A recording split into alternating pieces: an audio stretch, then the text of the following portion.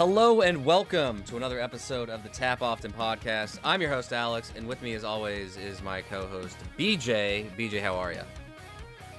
I'm fabulous, Alex. How you doing today, buddy? I'm doing great, and I think you owe everyone an apology for missing last week. I do. It is my fault. We planned something, and I double booked my life. And fortunately, Alex is a forgiving human being. But I would like to add the three people who were supposed to be here. Thanks for bailing out. Glad you checked your schedules too. Alex is the only one who's mature and responsible One enough. could make it, and he wanted me to make sure everyone knew that. You know what? That's true. So. That's true. He could make it because that's who he is. That's really not who he is, though. But I was surprised he could make it. It was interesting. You wouldn't expect that. How about? No, I thought for sure he'd be the one who was either A, not going to make it, or B, be very late. I assumed he wasn't even going to respond to the group chat. But he did manage to do that. I love it. I was quite fascinated, to be honest with you. As long as we've known this person, yeah. Yeah, I was shocked. Let's just put it that way.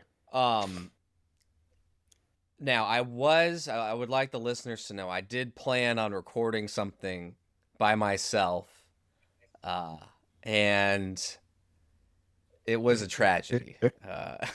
It was too bad to release to the public. Did it get recorded at all? I recorded some of it just like as a test to see if I had the skills necessary to pull it off, and then to also give it a listen, and it didn't work. So what I was planning on doing is I was going to act like I was interviewing a magician from India named Jadugar Prince, I think.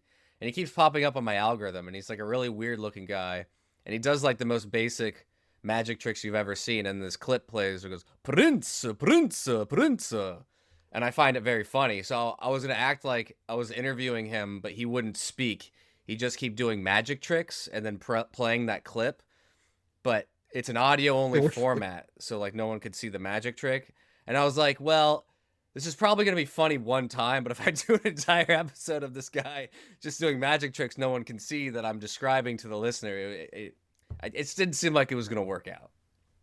But right, like I guess being able to see the magician is probably important. Well, the joke was that no one could see it, and I was going to have to describe what was happening. But that you can't do that for like 30 minutes, you know?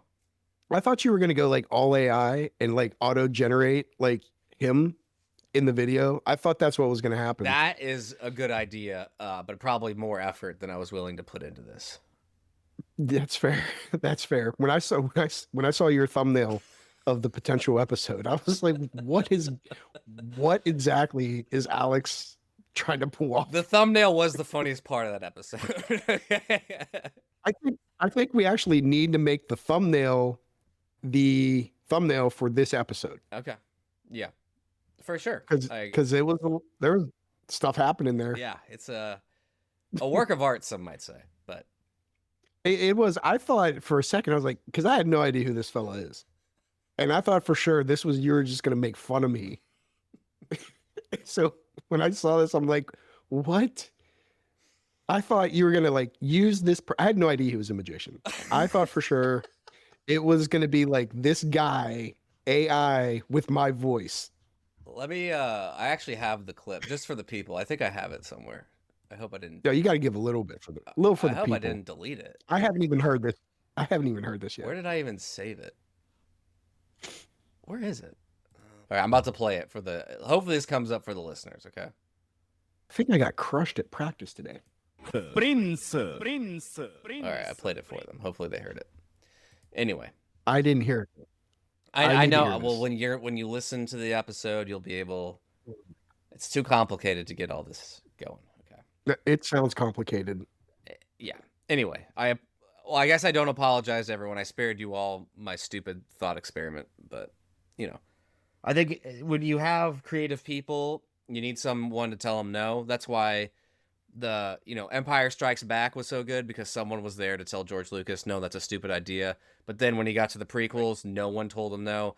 And then you ended up with Jar Jar Binks. So I was on the verge of Jar Jar Binksing the episode.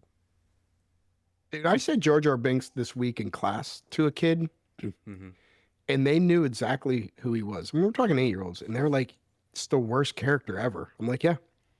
I'm glad that generation understands that Jar Jar is You terrible. gotta show him a Terrible. picture of the Jar Jar lollipop. Have you seen that? No. The lollipop is his tongue, and so the thing like opens, like it's Oh like his my mouth, God. and his mouth opens, and then you eat his tongue.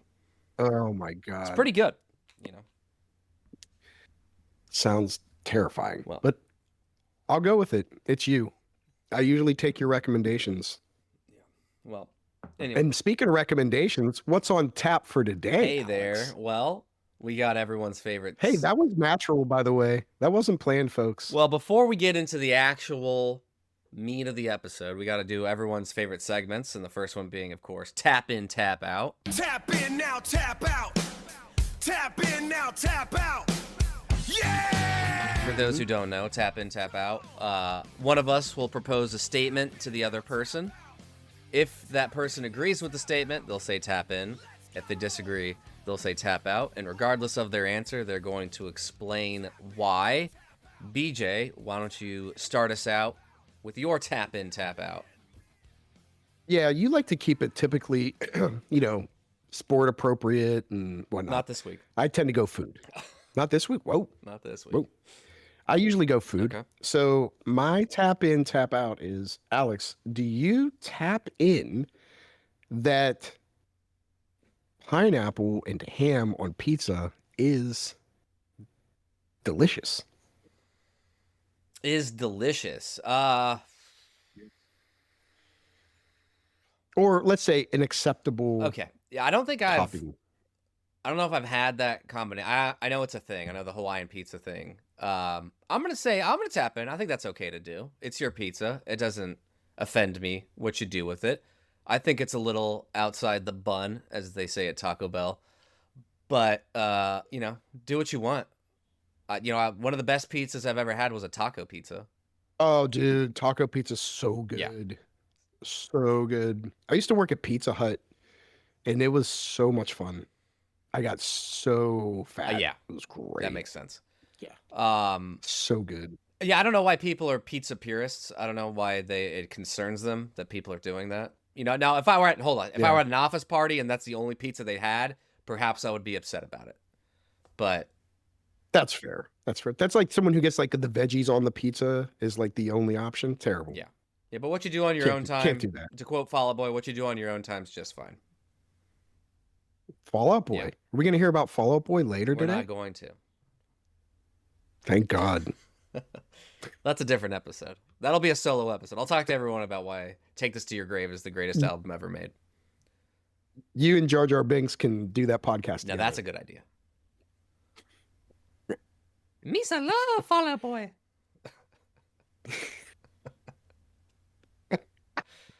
That was not bad. It was not bad. But what's your stance on the Hawaiian pizza? I'm a fan. I think it tastes great. I am okay with it. Especially if it's like a good spicy ham. Okay. So delicious to counter that sweetness. But unfortunately, I can't eat it anymore because I have developed an allergy to pineapple and kiwi. So How? I can't have them. I don't know, man. This is something that happened as I got older.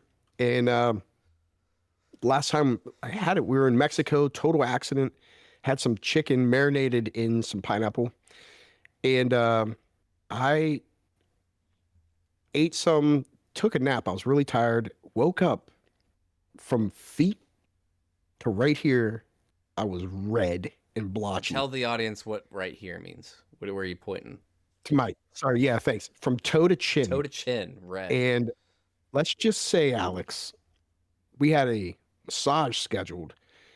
And I'm on that massage table, and wouldn't you know, she was like going to the abdomen to massage the abs. Uh-oh. And I was like, Uh-oh. I need to get up. And brother, I went into that bathroom and destroyed the resort's bathroom. I let it loose, brother. and I probably dropped a good 15 pounds in that 15 minutes. Wow. I came back and she's like, "Are you okay?" I said, "I think we're done for today. I'm going home, actually. Thank you for asking. I'm gonna go sit in my room and weep." Yeah. So that's the last time. So every time I've had it 3 times, like 3 times, twice accidental. Like the first time I didn't realize like it had pineapple on my pizza. And my lips were numb. I'm like, that's not good. And then the second time it was in something, and the third time it was just too much. So every time it's got progressively worse. Kiwi did the same thing to me. You know, So yeah, man, no more pineapple in my life. you mentioned that the chicken or whatever cooked in pineapple. I do like Al Pastor, which usually has the pineapple in it. Oh, So dude, it's so it's a good. bummer you can't eat that. Yeah, El Pastor is my favorite type of food, like taco preparation. No bueno, sir. No bueno. Well, BJ, your tap in, tap out. We're going back to pro wrestling, okay? And your statement Ooh. is the Attitude Era was a net positive for pro wrestling. And I want you to think about all of the repercussions following the Attitude Era. So let's define the Attitude Era for those who may not know. Okay. Let her It rip. would be How would you define about maybe 1996 to, I would say, the purchase of WCW, so 2001, probably around that era. This is the era of Stone Cold Steve Austin and The Rock. That was kind of mainly their stuff. And And Goldberg. yeah. Well, he was kind of towards the end of it. I would consider NWO was definitely like Attitude Era for WCW. But this was the height of pro wrestling. You couldn't escape it. It was everywhere. You know, Dennis Rodman was appearing on WCW. Carl Malone as well. Mike Tyson Karl Malone. in the WWF. So it was the most popular time for pro wrestling. Yeah, I would say a net positive for sure. Because most of those people became household names of some kind. Mhm. But also there's so many now that keep coming back, right? Like they still have a presence in the wrestling industry. So they haven't quite gone away yet. Like, so I think overall, like it crossing generations has done a great job of keeping in pop culture, right? Especially in light of like the complete scumbaggedness Vince McMahon is. That they're still able to draw, and it's because they can go back and they can pull in The Rock, right? They can pull in Stone Cold. They can pull in those people that really brought wrestling, that Attitude Era brought wrestling out of the dregs of wrestling. It was just absolutely like that early 90s was just trash. And the 80s were amazing. Early 90s were terrible. And I mean, Attitude Era saved it. And I don't even think it was, and it definitely wasn't the WWF at the time, WWE. It was 100% WCW that led that charge for sure. They had a better product. And I think the WWF I'm going to had hard disagree that they had a together. better product. I know they were more popular for a while, but I do not think their product was better. I think they had a better product. I think, and I don't mean just like the wrestling, it was just better. There was a grittierness to it. Is that a word? Grittierness? WCW though was relying on a lot of old talent. You know, you look at the top of their card: Yeah. Nash, Hall, Hogan, Sting, Luger, Macho Man, and half those guys came from WWF. Whereas if you look at the Attitude Era at the WWF, that was a lot of new homegrown talent that they elevated up. Stone Cold was in WCW for part of that, and they couldn't do anything with him. Yeah. They took The Rock, who wasn't liked, they made him something. Triple H and all that. So I think that's why they ended up winning overall, is because the WWF was a better product, and WCW was hot. And this is true of the Attitude in general. It was hot, but it was unsustainable, and they had to keep pushing it every week because it was, the two shows on Monday going to head to head. And then eventually it fizzled out. Now, the reason why I asked you if it was a net positive for pro wrestling is because one of the big critiques of the Attitude Era is that the illusion of pro wrestling was destroyed, and it was no longer. They didn't really go out of their way to portray it as being real, and the cat was out of the bag. Yeah, they broke kayfabe, and it's never come back, and now there's such a unrestricted access to everything going on now that I think did have an overall negative impact on the industry, because the Attitude Era has never come. They haven't reached the same highs as the Attitude Era, and Right. That's yeah, and I think it also led to the death of WCW, which gave the WWF a monopoly, which also was a negative overall for wrestling, because without competition, the WWF got stagnant and really, really bad. I would say like it did. around Ugh. 2009-ish. I mean, I would equate that to the early 90s in terms of just how dreadful it was. And I think now it's pretty bad too. Yeah, I think there was a moment like 13 to like pre-COVID that it started getting better for sure. Mhm. And then it just, even out of COVID, like that time, like it just became, like you said, like people, it wasn't believable. The storylines weren't really well written. The characters weren't really awesome. I just feel like they had like they were building up to a great product again. And it just died out for sure. And and I think most of the wrestlers at that time too, there were some really engaging people that they just didn't stay involved as much. You know, like I think of like Sasha Banks, right? Like what a great like character story. She was amazing. She goes to Japan now. Like she kills it over there. People still love her, but she's not someone that I don't think they latched onto enough. I think they just made it too much of a, I don't know. It was just too phony feeling. She had beef with the booking. It was her and Yeah. what's her Naomi, I think. They were a tag team and they walked out. Yes. Yeah. But And I like Naomi was fine, but I think they over pushed her too. Like I don't think she was like that. It was fine. yeah, I mean, well, I'll do my rant about the longer effects of the Attitude Era leading to the internet wrestling community and how I think it's ruining pro wrestling. But that's for another time.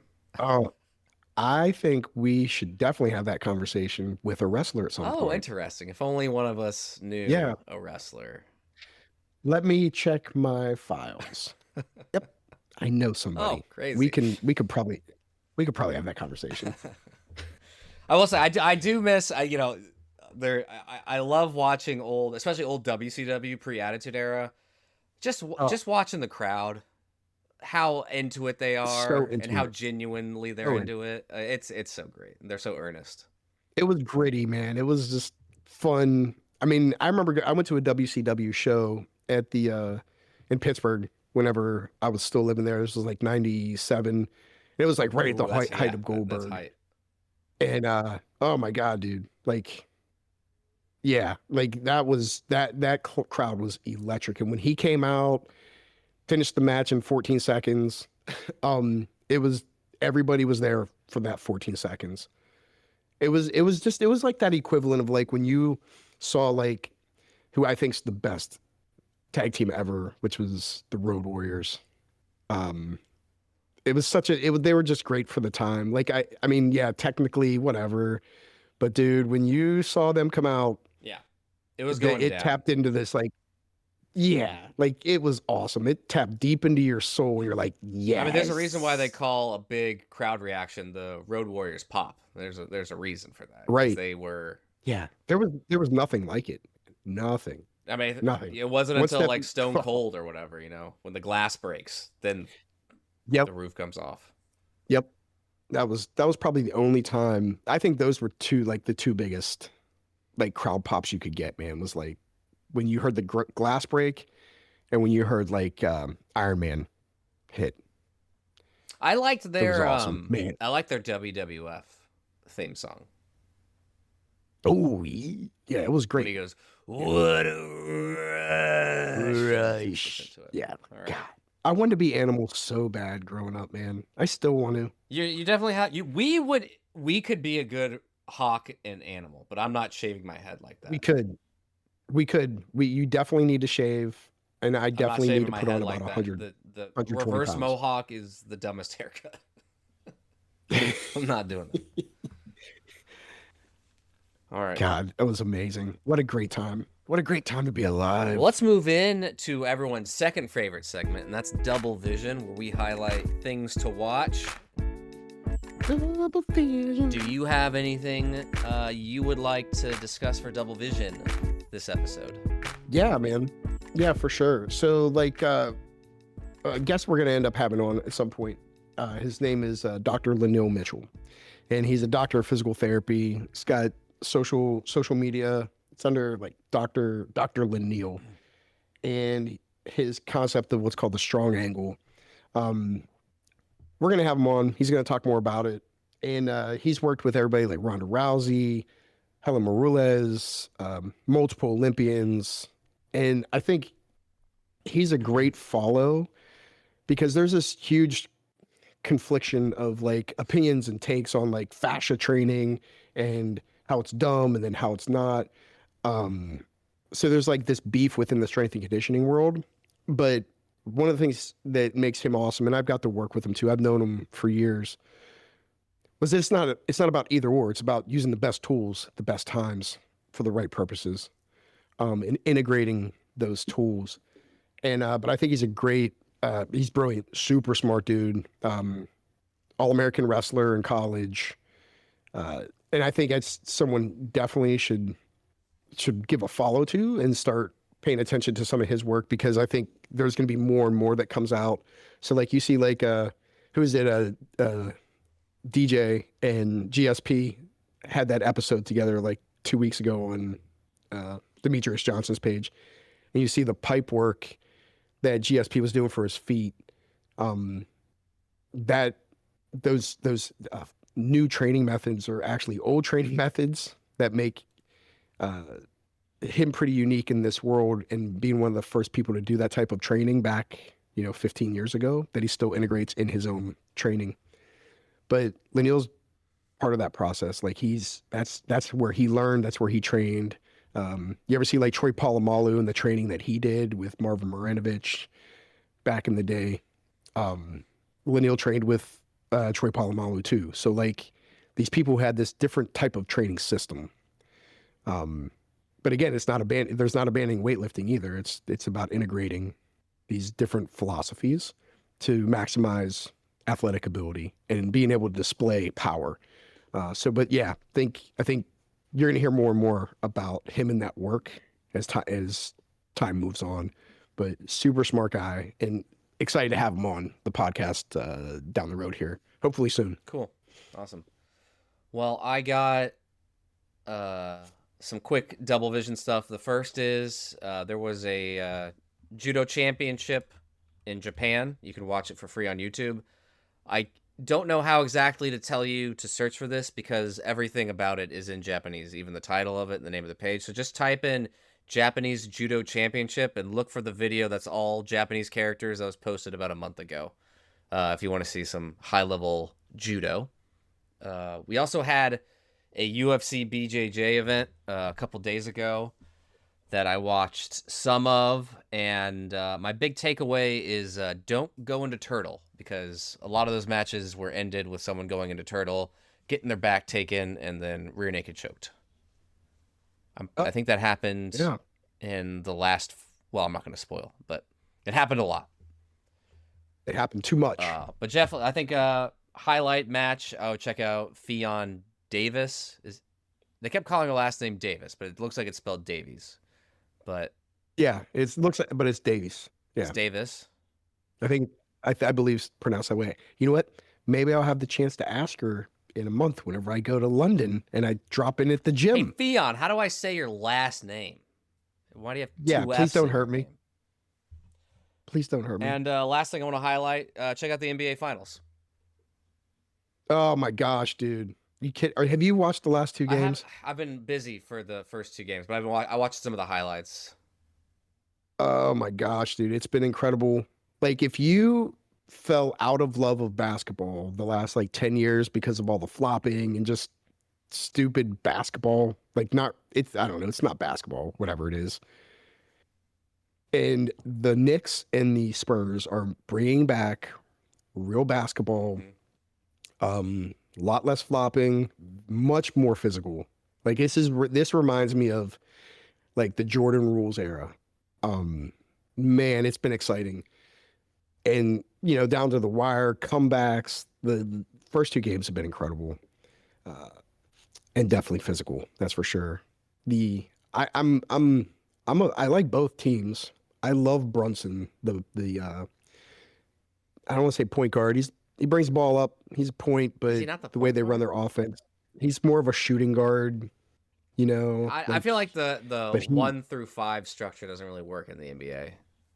yeah, it doesn't. It really doesn't because they'll bring up Towns like Big Cat to play like a high up high at the key, so he's really kind of running the point from that from Yeah, that yeah, position. yeah. It's really fluid, Um, the positioning. dude, it's been incredible. It has made me fall back in love watching basketball again. It just yeah. Yeah, And Brunson, all that guy does is win. Like he is cold. He hits the tough shots when it matters. He had a terrible shooting game. I think he was 8 for 25. But all of 8 of those shots mattered and it was brilliant, man. Definitely should watch it. And it'll also be interesting too because game 3, which is coming up next, is in New York, so they're back to New York, and it's gonna be ruckus. That's for sure. I recommend if you're on Instagram, find the guys interviewing the Knicks fans after the wins. It's premium content right there. Insane. Premium is a great way to put it. Yeah. All right. Well, let's get into the meat of our episode. BJ, this week, you and I are going to construct the ultimate playlist for sparring. Yeah. And we each chose 10 songs that we felt were required picks. Now, before we go into the picks, BJ, why don't you talk to us your philosophy on what makes a good sparring song? Well, I think it doesn't all need to be like it can change. Like the flow can change. It doesn't have to be like super aggressive the whole time. I think it's good to have some parody in it, right? And mixing up the style, the genre. Um, I think it's good to have a little bit of fun in there. It's good to have not a lot of fun in there. So I like mixing it up a lot. But with my list though, I was thinking about the audience though too. Is like some of the songs they're definitely gonna know, some they may not know. So trying to open the door to some other songs because I think it's too easy to just put on Wu-Tang Clan and let it roll. So yeah, I think it's necessary to mix it up a bit and introduce people to some great songs. Okay. Other than that, what's your philosophy on this, sir? The top thing for me is energy. I think the energy of the song is very important, and I really like a high intensity song because that's how I roll. Usually pretty intense. And I really like to focus on the instruments in the background and kind of how those are driving energy. Maybe there's like a good guitar riff or there's like a driving drum beat going on there. And then also I think for some songs, the subject matter of the lyrics are good. Maybe they get you in a headspace, a competitive headspace, one to push to be better. Yeah. And for this, because we're each doing 10 songs, I kind of wanted to get a mix of genres in there and have like, a song representative of this or that. And like you said, I didn't do just the obvious picks. There's not going to be, what's a cliche pump up song? Cliche pump up song, "My Hero" by Foo Fighters. Yeah, there's no Foo Fighters on this list. Although Monkey Wrench has good energy, I will say that. Oh, I would say 90% of Foo Fighters songs have great energy. My favorite band, Really but none of it. Oh yeah, dude, I love me some Foo Fighters. interesting. Love. We're gonna have to delve into yes. that a little later on another episode. Oh my gosh, yeah, so good. Okay, well, BJ, why don't you give us your first song? Oh my gosh, this is tough, man. So like, Oh, hold on a second. It's Hold, like hold one on of a those second. things where you just Before you get into yeah. that, the playlist will be available to our listeners as a little treat from us to And you. we'll even throw some bonus songs in there too that may not be on this list. A little ping Yeah. pong song by Enrique Iglesias is going to be featured on there. Oh man, there's nothing like him. That's a very You know. underrated song. Now, little tangent. Have you ever heard him Really now. actually sing? Yeah, he's a good No, singer. he's not. No, he's No? terrible. No, I've never heard him I sing. think it was like on Howard Stern or something. They asked him to sing, and it was you'd be shocked at how Mhm. bad it was. Really? Yeah, You know who can sing? me. Yes. And on that note, here's our first song. I'm gonna go back to 1990. This was played every day on my way to football practice. My mom let me let it roll, put the song in, and we listened to it over and over and over and over again. And that is Public Enemy, Welcome to the Terror Dome. Okay, welcome to the Terror Dome. From Fear of a Black Planet. Dude, that song, man, every time, even when I hear it to this day, I even text pictures of it to my mom and she sends back a little emoji with a little tear coming down her eye of happiness. Positive memories with mom listening to Welcome to the Terror Dome. But yeah, great song. Great song. Cool. Well, what about it specifically that gets you pumped up? The way it starts catches you right away. And I don't really want to tell you much more than that. Okay. Just hit it, let it play. If you know the song, you know exactly what I'm saying. Well, It just hits and you're like, yes, I'm I'm here for take it. that thought and I'm gonna use that for my first pick, and that's gonna be "Dig" by Mudvayne, which I think has one of the Oh, greatest intros great of all song. time. That weird bass, and then the lead singer starts coming in, and he does that really long yell with the double bass drums. Oh my! That whole song Yep. is just a train wreck. It does not stop. It is unbelievable. It's so good. It sets Yep. the pace. And it doesn't make sense. It just doesn't make sense. All those sounds together should not make sense. Yeah. There's so many different sounds happening in that The song. bassist is insane. What a great to song. this. And Yes. watch the music video. You got to watch the music video. It's crazy. Dude, brilliant call. Oh man. I introduced that to my kids when I was coaching in the weight room at the time, TC Williams High School, when I was a strength coach. And my kids are like, what is this? I'm like, I don't know, but we're here for it. Oh, such a good one, man. Such a great song. Good call, Alex. So I'm going to go a song that people would know. There is, I guess this could be considered a Foo Fighters version of, that world, but I love the song. Wu-Tang, Gravel Pit. Yep. And pretty much anything by Wu-Tang I'm good with. But that one just was this your only Wu-Tang song? Do you think this is your representative Wu-Tang song? this is my one and only Wu-Tang. Okay. And I will tell you, there's no Outcast on this list, though I could have put some on here, but I didn't. I wanted to give the people a break from the Outcast controversy. Well, I wish I could speak to that Wu-Tang song, but I don't know it. I really only know. You definitely know it because I played it in Oh, class. okay. Well, then yes. Oh yeah, it's a great pick, BJ. You- Yeah. You would have rolled your eyes, I'm sure. You would hear it, you'd be like, oh, here we go again. Well, my next song is a rap song. I do Okay. think it's probably a cliche pick, but I think the song goes so hard, it's kind of hard not to include it, and that's "Let's Go" by Trick Daddy, featuring Lil Jon, which is the song that samples "Crazy Train," Mhm. and I think it's just a good kind of remix of that song, and the chorus is just Lil Jon talking about beating someone up repeatedly. So I think it's just And I mean, I just think of him as being a tough guy. So it makes especially sense. back then when he was not into fitness like he is now. Yeah. Oh, Lil Jon. My third song I'm coming in, 1992. You could call them maybe a one-hit wonder. They had other songs, but really it was this one. Unsung by Helmet. Oh, interesting.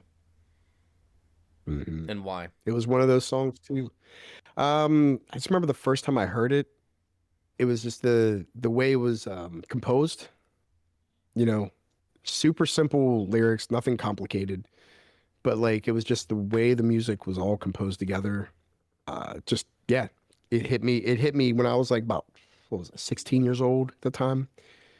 MTV was still popular. It was a thing. I don't even know if it exists anymore.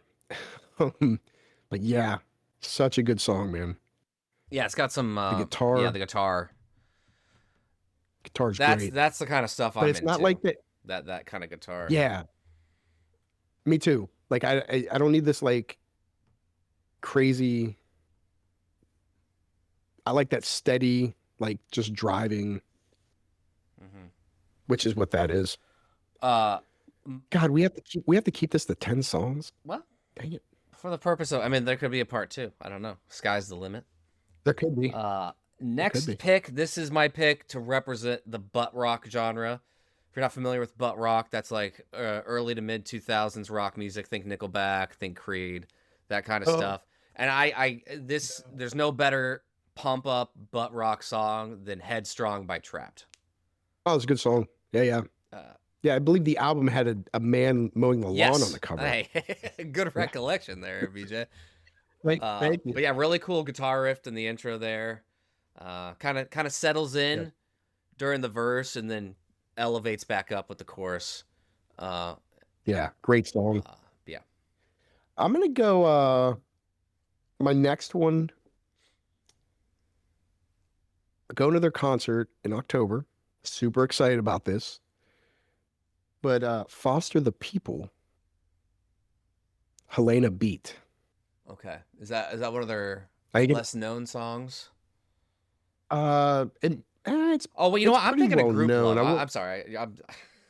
Yeah, not Group My Love. bad. Not Tongue Tied by I Group was in Love. a different. I was No. in a different band. Okay. Tongue Tied was a good song though. No, it was off their album Torches X, Torches 10. I'm not sure how they refer to it. But yeah, the beginning is awesome. I hope that they play that at the concert because the beginning of that is fire. I really like Houdini by them. Oh yeah, solid. I really like Foster the People. I remember when I heard Pumped Up Kicks for the first time. I don't like that song. Yeah, I heard it when I heard it. It was on the commercial break for the Olympics, and it was Usain Bolt was like the next person in, like when they came back from commercial break, it was his race. And it was just showing highlights of him running with that song playing on and I was just like, and I love track and field, as you know. And I just remember hearing that, seeing that, and I was like, that's awesome. That was like the first time I really connected with the Isn't song. that song about a school shooting though? I believe so. Okay. Well, odd song choice, I would say, for the Olympics. Yeah. Considering I'm a teacher, but yeah. My next song, gotta be Einstein by Tech Nine. Just one of the greatest opening lines to a verse of all time. Really cool drum beat throughout the entire song. And I think the way he ends the final verse has really great, strong energy leading into the final chorus. I know it's probably not a song a lot of people have heard, but it's awesome.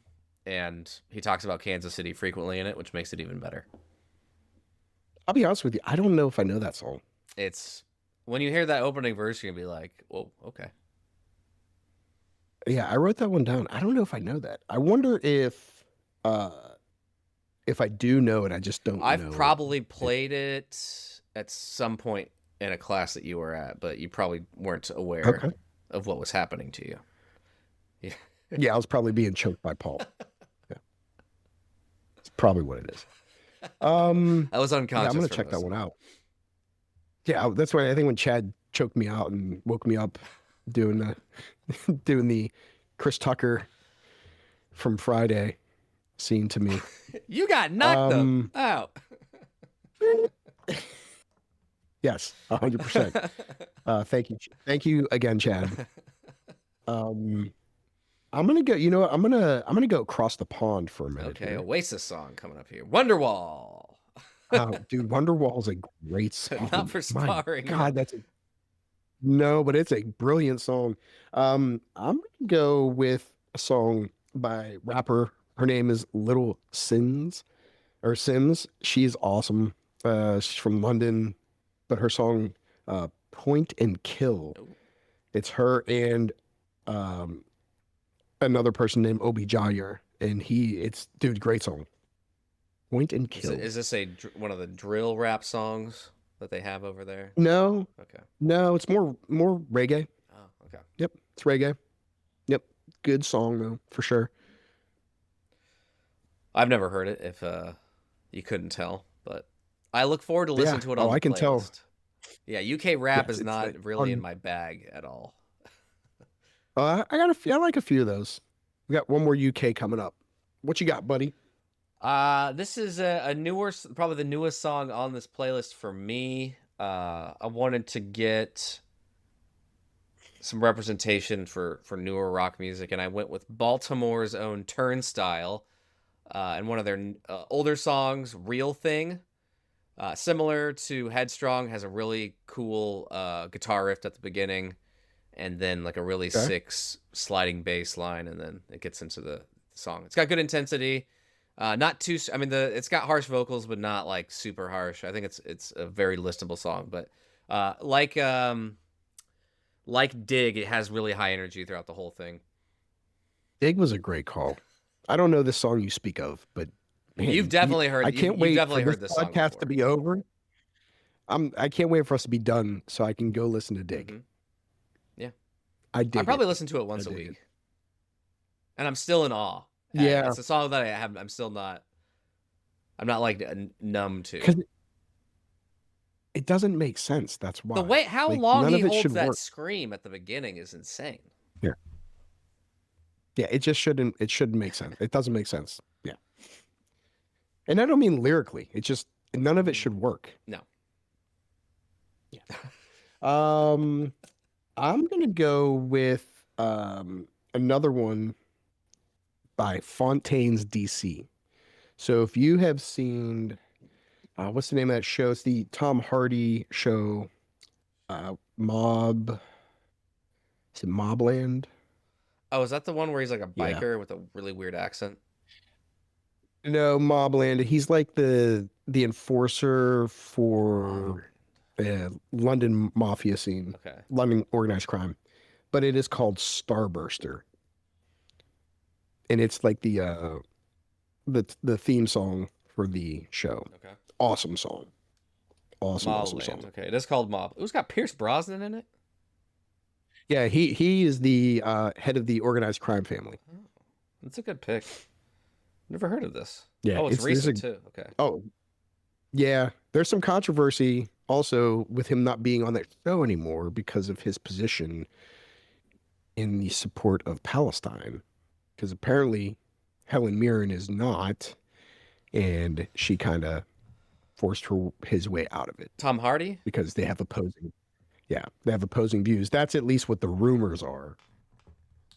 That's so petty. But don't get it confused with So- Mobland starring John Travolta from 2023. Not the same. Do not watch that one. Although maybe you should, Well, I might as an wa- FU to maybe you Helen should. Mirren being a little crybaby about everything. Listen, Helen. No, I don't Um, agree with you. but you- Get over it. Who cares? yeah, it's a great song though. Starburster. Okay. Highly recommended. Starburster. Yep. My next pick, last rap song on my list. Very underrated rapper in my opinion, but not overrated as a boxer. It's gonna be "Can't Be Touched" by Roy Jones Jr. Oh my gosh. Really? Yes. Roy Jones has some great songs. Okay, I don't think he's appreciated enough to be a talented boxer Right. and a good rapper. Now, obviously, someone else is writing his songs, I have to assume, but he at least performs them well. But "Can't Be Touched" has makes you feel like a champion when you listen to it. Okay. He was a pretty good boxer. Wasn't bad. I would say. God, he was good, man. He was so good. I mean, how many people you can Ah. box and then you still have the mind to rap afterwards? That's pretty impressive. Yeah, that is impressive. That doesn't happen often. I'm gonna stay across the pond, but not the artist. I learned of this song. Shout out to Jimmy Carter, who is from the UK. He was here training in America President Jimmy when he was in the Carter? military. Not the same Jimmy Carter, Interesting. because he wasn't from London. I don't know if Jimmy's actually from London, but so Jimmy was in Movember a few years ago, and when they shared their walkout music, I knew the group, didn't know this song though, and I heard this song and I was like, dude, this is a great song. So Jimmy, who's out there, back in England, awesome dude. He has a gym called Four Fives, and it is "If I Had a Tail" by Queens of the Stone Age, which is, Ooh. I guess, a little Foo Fightery because Right? David Grohl was on that album. Is this but older yeah, Queens of the Stone Age or newer stuff? older, Okay. older. Yeah, man, it's a good Is it on song. Songs for the Deaf or whatever that album's called? You know what? I'm not I sure, can to look be it up honest right with you. now. I don't know why I'm asking these questions. Yeah, dude, great song. Queens of the Stone Age has It's got just some it. Yeah, solid. it's got a great. The song just has a brilliant attitude to it. So, hey Jimmy, shout out to you. I think his gym might be in. It's in how do you say, Salford, Don't ask me how to near pronounce any of Salford those University. silly Yeah, British names. yeah. So 4 5s. So Jimmy, you're a good man, great grappler, and thank you for that song. It's off their Like Clockwork album. Okay. Yes, that's what it is. Man. It's like a red album with a black But shadow not cast the on it. Songs for the Death Red album with the shadow. This is from 2013. Okay, so it's newer. Relatively newer. Yeah. So you were I completely love how you say newer. And it was like 13 Well, years. Songs for the Deaf came out in 2001. So this came out 12 years after, so I would consider it Yeah, newer. All right. Well, it's a great song. How many more do you got, Alex? I have 4 more. So you should I have 5. you have Six- 5 more? I have 6. How do you more. have 6? I have 6 more You had less got than me and excited. now you have more than me. because I just All right. I couldn't stop. All right, whatever. This next Just song, representative of my stop. days when I was straight edge and listening to a lot of hardcore music. Now, one issue with a lot of hardcore punk is it's a very DIY genre of music, so the recording quality on stuff isn't necessarily always that great. So I wanted to pick a song that had good production, but also captured that sound, and that is Pave Paradise by Have Heart, which is a Don't know that very one. famous, well, relatively famous straight edge band out of Boston. But it has a Okay. really sick bass line throughout the song that kind of drives the energy. Okay. Man, I'm excited to hear this playlist. Some stuff I have never heard Yeah, of. my stuff's gonna be really good. Yeah, but I trust you. I trust you. I'm gonna go with underground, not very well known rapper, Named Drake. and his name is Spark Master. No, not Drake. Spark Master Tape. Wait, And Master he has a what? song, Spark Master Tape. Oh, tape. Okay, not taint. Not tape. No. TAPE. Okay. Song called 10 Keys. And man, it hits. It's great song. It's definitely hard, that's for sure. And big fan of that What song. you- He probably has like 7 or 8 songs that I listen to on a very regular basis. Okay. And what year did this come Yeah. out? It's like 2016. Oh, okay. He only it's like apparently no one knows who he is. He releases like a song or like like an extended, what's that called? Like an EP. extended LP, like where you release like EP. And like every few years. But I read a story that he was supposed to open for Run the Jewels. And then something happened where he was no longer on that I tour. think it was his support for Palestine, if I heard correctly. I That's a don't know. callback. I think That's a I think callback, BJ. call back to Helen Mirren. Yeah. Is that what that is? Loop that Yeah. around. Flip it around. So yeah, so definitely check him out. He's got some bangers, man. All right. That's for sure. Sparkmaster Taint. Great beats. Sparkmaster Taint. Next song, I wanted to get a grunge song in there, and I really kind of debated on which would represent it. I considered Wood by Alice in Chains, but I think it starts out too slow before it really gets into the action. So I went with Sex Type Thing by Stone Temple Pilots, mainly for the guitar riff that you hear throughout it. It's got classic. Yeah, good pace to it. And it's probably his most butt rocky song. I am. You know, those vocals. You can definitely tell where Creed got their sound from. You just point to that song. All this thing. Yeah, that's a staple of. It's like who's it? Yeah, Crash Test Dummies. Oh God. Song. That song and Four Non Blondes are like the two worst songs I've ever heard. I cannot so them. bad. Yeah. Terrible.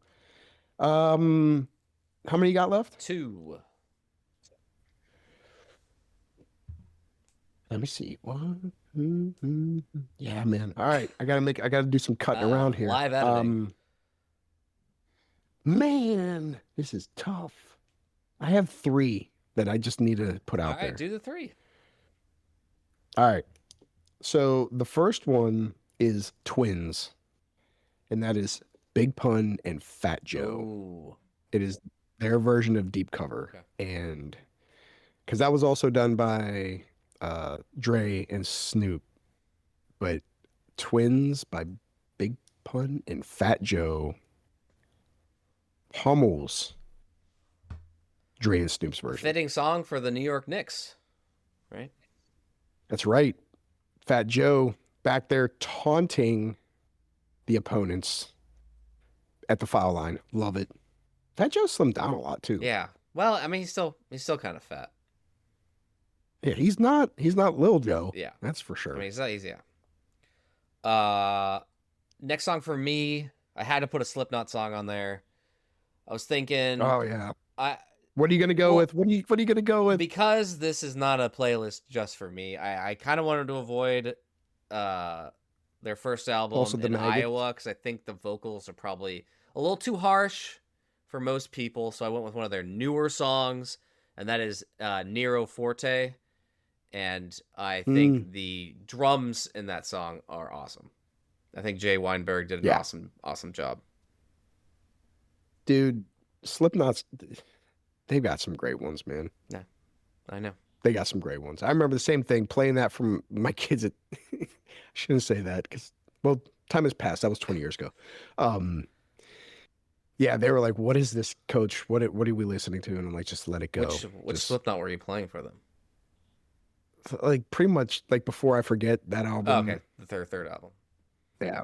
That one's a little bit more digestible. That was probably like, Iowa is probably their hardest album, but it's I couldn't put that on this playlist because it's not for everybody. Yeah, I love Pulse of the Maggots. Yeah, it's a good one. Oh my gosh, dude. Yeah, it's good stuff. All right, 2 more. Alrighty. 2 more. I'm gonna go with one of your personal favorites.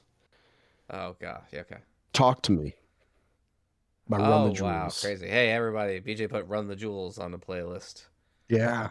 Love me some. We don't know basically every competition class BJ just plays Run the Jewels. That's pretty much all he plays. That's why we're good competitors. It was because of the song. You got to mix it up, man. But it just felt like it was always Run the Jewels. It's like, there was a lot of Run the Jewels. I can't help it. And then Chad's playing Run the Jewels in his class. And I can't escape this band. At Lorton, you're gonna get basically three groups. You're getting Wu-Tang, Run the Jewels, and then I'm saving my last one. And it's gonna be something we played a lot. Is it Tool? It sure is. Right. Well, let me get to my last song first, and that is going to be My Apocalypse, Escape the Fate, representing my screamo stuff, and it's a pretty epic sounding song, and it has a really sick lead guitar tapping solo in the middle of it.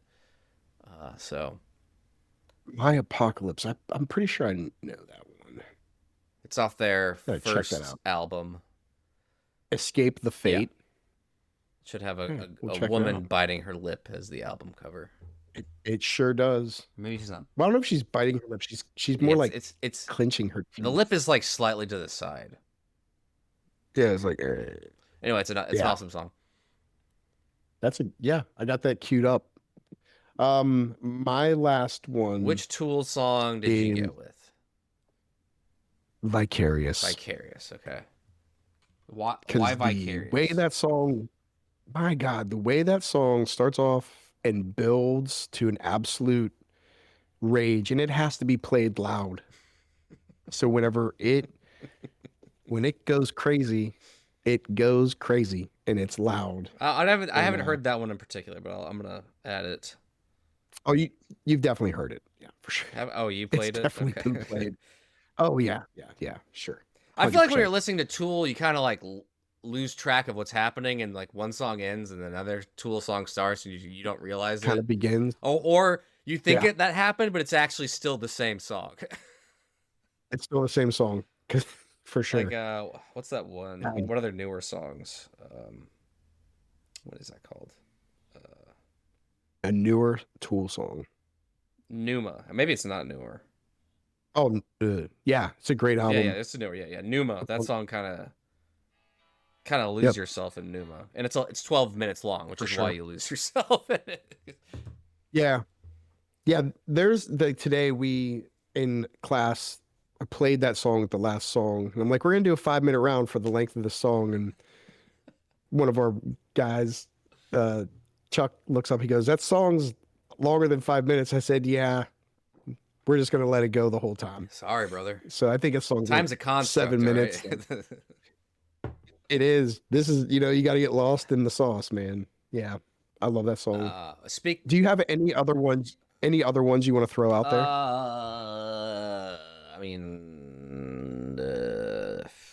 I mean, I could rattle some off, but I don't know. Don't rattle it off. Oh, you know what? Pick one. Backcountry by Avenged Give me one. Sevenfold should be on that list. Solid. Yeah. Solid. Yeah, the drumming by Rev, rest in peace, insane on that song. Yeah, Backcountry for sure. That's a good one, man. It's a good one. I'm gonna go drive around in my car after this, like I was when I was like 16, and just listen to music. Yeah, one time I watched the movie Drive, and I watched the movie Shoot 'Em Up, and then I went for a drive and crashed my car. So be careful. Oh no way. I was amped, man. That's not good. Yeah, I know. One song I'm gonna throw out there is Eggman by Beastie Boys. Really? Yeah, That is- I just like that song. That is such an insane like- pick. I would not have guessed that in 1,000 is, years. Yeah, it's just a fun song, man. It's a fun song. Jiu-jitsu doesn't always have to be serious. You can just have fun and roll. Wow. Okay. Never in a million years would I have ever even conceived of Full that. surprises. Eggman. I can't wait to see this playlist. Jeez. Well, this has been another fantastic episode of the Tap Often podcast. My name is Alex. Your name is... Who cares? We'll catch you next time.